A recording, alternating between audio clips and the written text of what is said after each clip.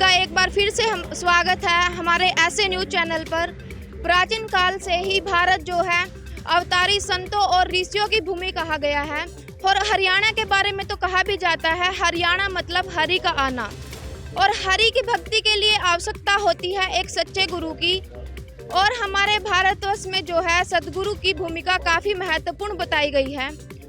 और आज 17 फरवरी का दिन है, और 17 फरवरी सन 1988 को संत रामपाल जी महाराज को उनके गुरुजी स्वामी रामदेवानंद जी महाराज से गुरु दीक्षा प्राप्त हुई थी, और इसी दिन को बौद्ध दिवस के रूप में जाना जाता है। और आज संत रामपाल जी महाराज का बौद्ध दिवस है। और इस बार खास बात यह है कि हर बार एक समागम मनाया जाता था, लेकिन इस बार जो है 2 समागम एक साथ मनाए जा रहे हैं। और हर बार समागम 3 दिन का किया जाता था, और इस बार समागम को है 4 दिन का किया गया है। तो चलिए चलते हैं आश्रम के अंदर और दिखाते हैं आपको आश्रम के अंदर का नजारा। और आश्रम की तरफ से जो है वाहनों की सुविधाएं भी की गई हैं। तो चलिए हम इनसे बात करके देखते हैं। नमस्कार सर। साहब जी। सर हम आपसे जानना चाहेंगे कि आप जो सवारी ढोने का ये जो काम कर रहे हैं, ये कहाँ से कहाँ तक कर रहे हैं? ये पीपली बस स्टैंड से लेकर आश्रम तक जी, फ्री सेवा भी। कोई शुल्क नहीं लिया जा रहा? नहीं जी, फ्री है जी।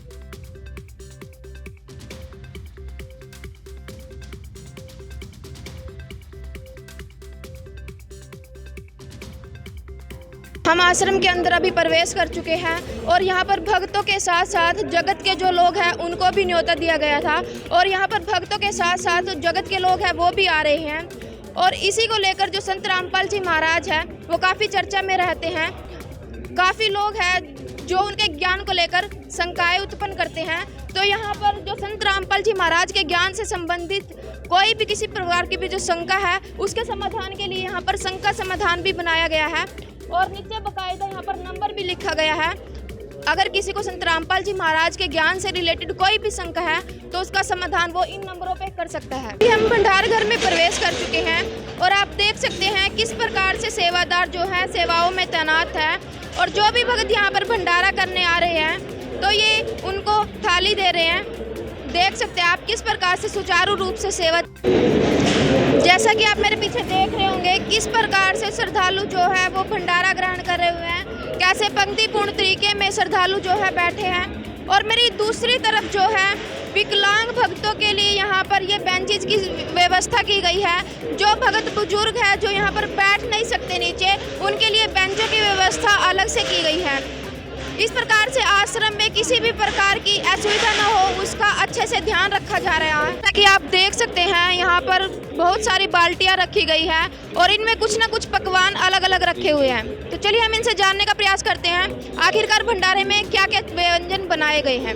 नमस्कार सर। बोलिए जी। सर हम आपसे जानना चाहेंगे कि जो इतनी सारी ये बाल्टियाँ रखी गई हैं, इनमें हम जानना चाहेंगे कि भंडारे में क्या क्या व्यंजन बनाए गए हैं। सर साहिब जी, भंडारे में सारा कुछ व्यंजन बनाए हुए हैं जो भक्तों की ज़रूरत के अनुसार ही वितरित किए जा रहे हैं। यहाँ पर सारी बाल्टियाँ देख सकते हो आप। इन बाल्टियों में किसी में चावल है, किसी में दाल है, और किसी में कद्दू की सेवा की जा रही है। जैसा कि हमने निमंत्रण पत्र में देखा था, वहाँ पर बताया गया था कि लड्डू प्रसाद भी उस साइड में बटा हुआ है। और हमने यहाँ पर देखा कि यहाँ पर खिचड़ी भी रखी गई है। तो आखिरकार आश्रम में खिचड़ी का क्या काम है? खिचड़ी इसलिए रखी गई है, कुछ भक्त ऐसे हैं जो बीमार होते हैं, अस्वस्थ होते हैं, उनको डॉक्टर ने प्रिस्क्राइब किया है कि इनको बिल्कुल हल्का भोजन देना है, तो उसके लिए खिचड़ी वगैरह और दलिया वगैरह की व्यवस्था की गई है। धन्यवाद सर। ओके सर साहब।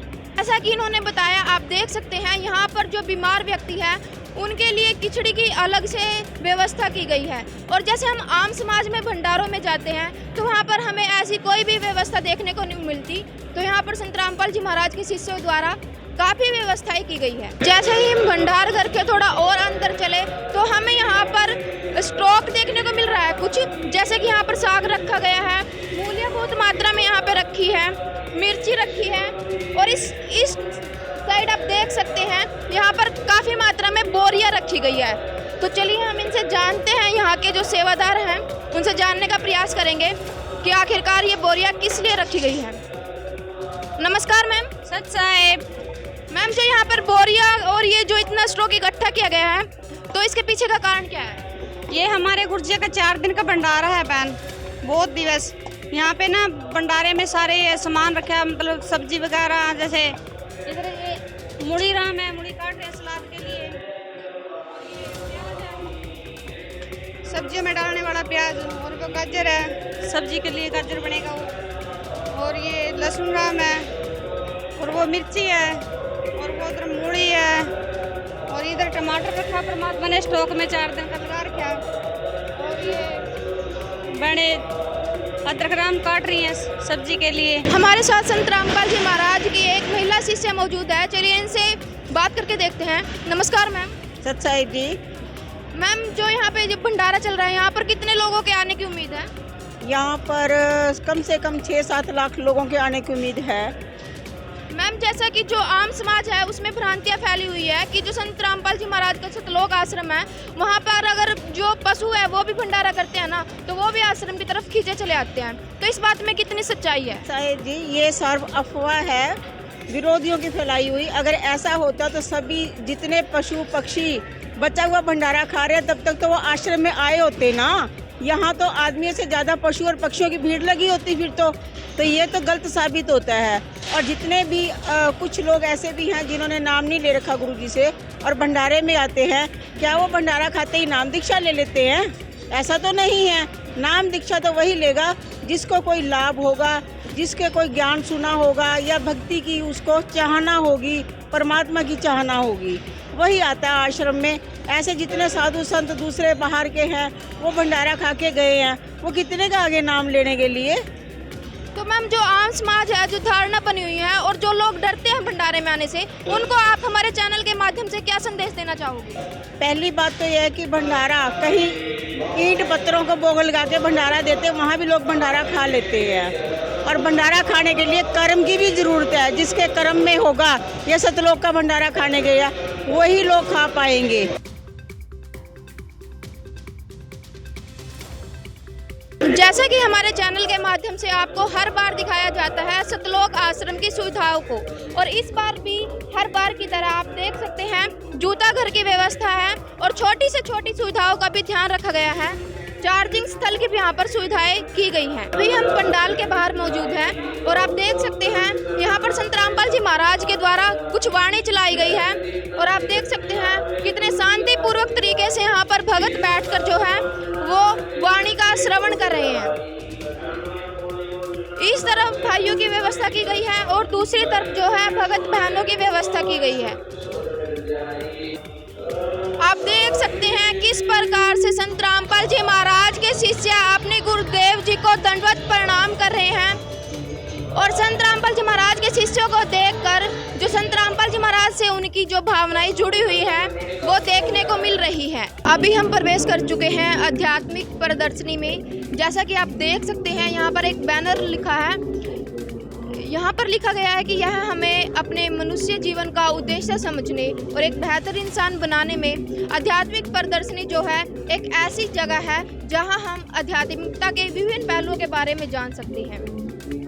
तो चलिए बढ़ते हैं प्रदर्शनी की तरफ और दिखाते हैं आपको अंदर का नज़ारा। 600 साल पहले काशी जी में जब कबीर परमात्मा आए थे, उस समय के पांडे जो हैं वो लोगों को मूर्ख बनाते थे, क्योंकि भगवान को पाने की सबकी चाहत होती है, लेकिन भगवान को पाने के नाम पर जो पंडित जो हैं वो लोगों को मूर्ख बनाते थे।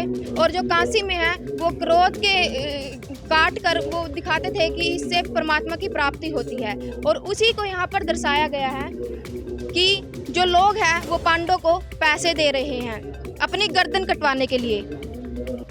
जैसा कि हमने आपको बताया कि जो पांडे थे उस टाइम के वो लोगों का मूर्ख बनाते थे स्वर्ग ले जाने के नाम पर। ऐसा ही यहाँ पर कुछ दर्शाया गया है कि काशी के तथाकथित ब्राह्मण भोले श्रद्धालुओं को स्वर्ग भेजने के नाम पर काशी में क्रोध लगाने का षड्यंत्र रचते हुए। जैसे हम कुछ आगे बढ़ते हैं तो हमें यहाँ पर ये दिखाई पड़ता है कुछ, इसको देखकर ही काफ़ी जो भावुक माहौल यहाँ देखने को मिल रहा है कि किस प्रकार से जो उस समय के पांडे थे वो लोगों का मूर्ख बनाते थे और भगवान के नाम पर लोगों को ठगते थे, और कैसे लोगों को भगवान की उस समय इतनी चाहत होती थी कि वो काशी में क्रोध से अपनी गर्दन तक कटवा लेते थे भगवान के नाम पर, लेकिन पांडे उनका मूर्ख बना रहे थे। जैसा कि आप देख सकते हैं यहाँ पर बहुत सारे भगत बैठे हैं और कबीर परमात्मा जी भी वहाँ पर बैठे हैं और पांडे कबीर परमात्मा जी से बहस कर रहे हैं, क्योंकि कबीर परमात्मा जी समझाते थे कि लोग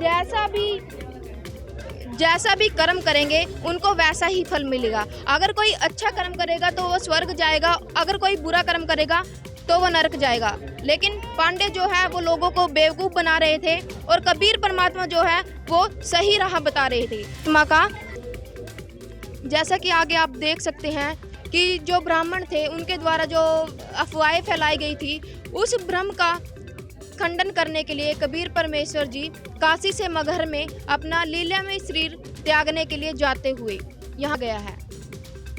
जैसा कि आप देख सकते हैं जो काशी नरेश वीर सिंह बघेल थे और जो मगहर के थे बिजली खां पठान जो राजा थे, वो दोनों भी कबीर परमेश्वर जी के साथ गए थे और साथ में जो पांडे थे वो भी गए थे और जो कबीर परमात्मा जी के 1000 शिष्य थे वो भी कबीर परमात्मा जी के साथ गए थे। और जब कबीर परमात्मा जी ने अपना लीलामय शरीर जो त्यागने के लिए आगे गए थे तो वहाँ पर जाकर कबीर परमात्मा जी ने बोला था, एक नदी थी जो शिव जी के श्राप वो सूखी पड़ी थी, आमनी नदी उसको कहा जाता था। तो वहाँ पर कबीर परमात्मा जी ने इच्छा प्रकट की थी कि मेरे को यहाँ पे स्नान करना है। तो कबीर परमात्मा जी नदी में गए तो वहाँ पर कबीर परमात्मा जी ने ऐसे हाथ किया और हाथ करते ही मानो ऐसे आया कि कबीर परमात्मा जी ने नदी को बुलाया और सारा पानी एकदम से धड़ाधड़ चल पड़ा। जो शिव जी के श्रापवश जो नदी सूखी पड़ी थी वो एकदम से चल पड़ी और सभी हैरान हो गए। जैसा कि आप देख सकते हैं उस समय में हिंदू मुस्लिम जो है वो भाईचारे से नहीं रहते थे और कबीर परमात्मा थे वो उनको यही संदेश देते थे कि आपस में मिलकर रहो। लेकिन जब लास्ट समय कबीर परमात्मा जी का आया जब शरीर त्यागने का, तो उस समय भी जो हिंदू मुसलमान हैं वो आपस में लड़ने लगे कि हिंदू बोलने लगे कि हम अपने तरीके से अपने रीति रिवाजों से अंतिम संस्कार करेंगे और जो मुस्लिम थे वो बोलने लगे कि हम मुस्लिम रीति रिवाजों के तरीके से अंतिम संस्कार करेंगे। जैसा कि आगे दिखाया गया है, जब कबीर परमात्मा जी ने अपना शरीर त्यागने के लिए कहा तो उन्होंने बोला था कि जो 2 चादर बिछाने के लिए बोला था, एक चादर नीचे बिछाई गई थी तो उस पर कबीर परमेश्वर जी लेट गए थे और कुछ फूल भी बिछाए गए थे, तो दूसरी चादर कबीर परमात्मा जी को ऊपर उड़ा दी गई थी। तो देखते ही देखते कबीर परमात्मा जी सतलोक को सशरीर प्रस्थान कर गए थे। जैसा कि आगे दर्शाया गया है कि कबीर परमेश्वर जी के सशरीर सतलोक जाने के बाद अपनी गलती पर पछतावा करके आपस में गले मिलते हिंदू और मुस्लिम भाई। इस तरह कबीर परमेश्वर जी ने लालची पंडों द्वारा फैलाए भ्रम का निवारण भी किया और हिंदू मुस्लिम में होने वाले आपसी गृह युद्ध को भी टाल दिया, जो कि महाभारत से भी भयंकर युद्ध होता। जब कबीर परमात्मा जी ने सतलोक को सशरीर प्रस्थान किया था तो उनकी चादर के नीचे उनके शरीर की जगह जो है फूल मिले थे। तो जब हिंदू मुसलमान थे, ऊपर से आकाशवाणी हुई थी कबीर परमात्मा जी की कि जो फूल है वो आधे आधे बांट लो। तो आधे फूल हिंदुओं ने बांटे थे तो आधे मुसलमानों ने। तो उसकी याद में एक साइड में हिंदू मंदिर बनाया गया था तो दूसरी तरफ मुसलमानों की मस्जिद बनाई गई थी। तो उसी को यहाँ पर दर्शाया गया है। आप देख सकते हैं कितना अच्छा यहाँ पर लग रहा है।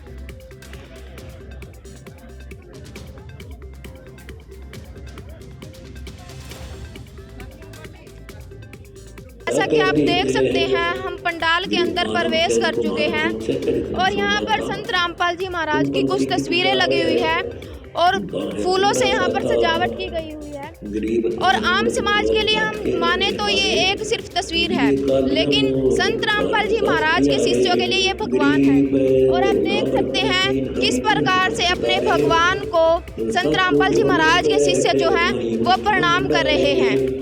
काफ़ी भक्तिमय माहौल यहाँ देखने को मिल रहा है। जैसा कि आपको हमारे चैनल के माध्यम से बताया गया था कि इस बार एक समागम नहीं 2 समागम मनाए जा रहे हैं और इन 2 समागमों के उपलक्ष्य में यहाँ पर संत गरीबदास जी महाराज की वाणी का अखंड पाठ चल रहा है। और आप लाइव देख सकते हैं संत रामपाल जी महाराज के सानिध्य में जो ये संत गरीबदास जी महाराज की वाणी का पाठ चल रहा है वो किस तरीके से चल रहा है।